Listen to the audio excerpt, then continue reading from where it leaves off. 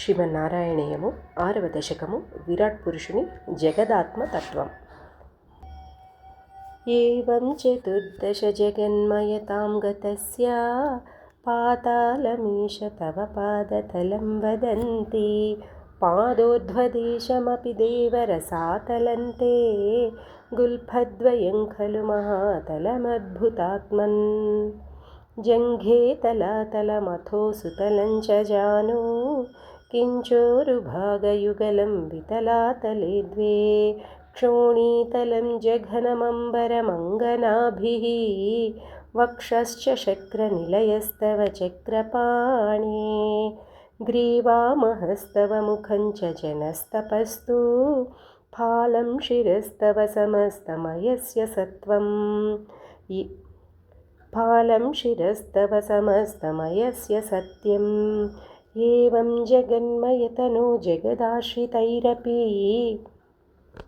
అన్యైర్నిబద్ధవపుషే భగవన్నమస్తే త్వద్బ్రహ్మరంధ్రపదమీశ్వర విశ్వకందః ఛందాంసి కేశవఘనాస్తవ కేశపాశాః ఉల్లాసి చిల్లియుగలం ద్రుహిణస్య గేహం పక్ష్మాణి రాత్రిదివసౌ సవితాశనేత్రే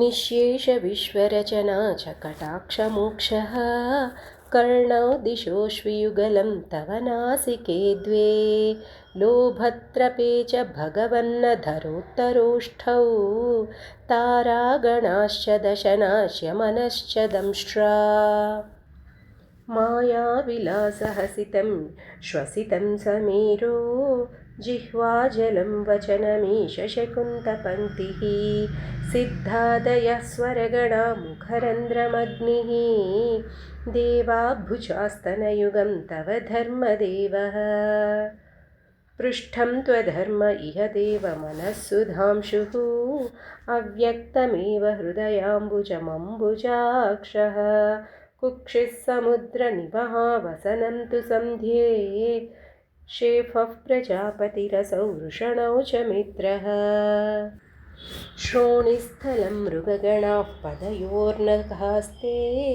హస్త్యుష్ట్రసైంధవముఖాగమనం తు కాలः విప్రాదివర్ణభవనం వదనాబ్జబాహు చారూరుయుగ్మచరణం కరుణాంబుదేతే సంసారచక్రమయి చక్రధర క్రియాస్తే వీర్యం మహాసురగణోస్తి కులాని శైలాః నాడ్యః సరిత్సముదయస్తరవశ్చరోమా జీయాదిదం వపురనిర్వచనీయమీశ ఈదృగ్జగన్మయవపుస్తవ కర్మభాజాం కర్మావసానసమయే స్మరణీయమాహుః తస్యాంతరాత్మవపుషే విమలాత్మనే తే వాతాలయాధిప నమోऽस्तु నిరుంధిరోగాన్.